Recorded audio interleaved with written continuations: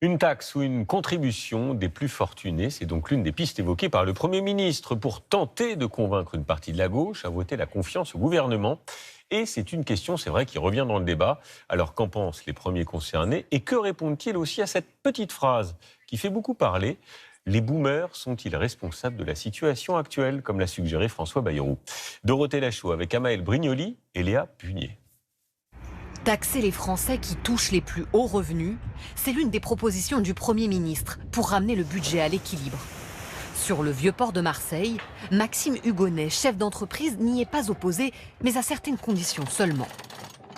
La réponse, elle serait oui, mais à condition que, encore une fois, tout le monde fasse cet effort. Parce que le sujet de se dire ce serait qu'une certaine partie de la population qui fait des efforts, ça bloque. On n'aime pas se dire moi je trime et les autres non quoi. Parmi les pistes envisagées, le gouvernement veut plus cibler le patrimoine des plus aisés, au-delà de leurs revenus. À Roland-Garros, où le MEDEF, syndicat des grands patrons, tient son rassemblement annuel, ce chef d'entreprise y est plutôt favorable. C'est pas trop exagéré, bien entendu, que chacun peut y mettre un peu quelque chose, oui. Oui, je pense. Il faut être solidaire. Des mesures pour tenter, selon le Premier ministre, de résorber la dette de la France. Hier, François Bayrou a aussi pointé du doigt la responsabilité des boomers, ce terme familier désignant la génération d'après-guerre qui refuse, selon lui, d'admettre la réalité.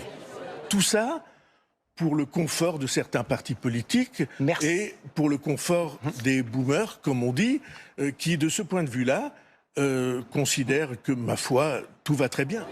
Des accusations injustes, selon les patrons rencontrés à l'université d'été du MEDEF ce matin.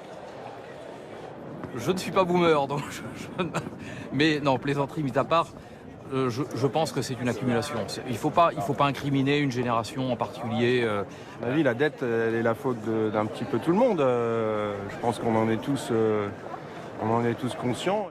Le Premier ministre est attendu sur place cet après-midi.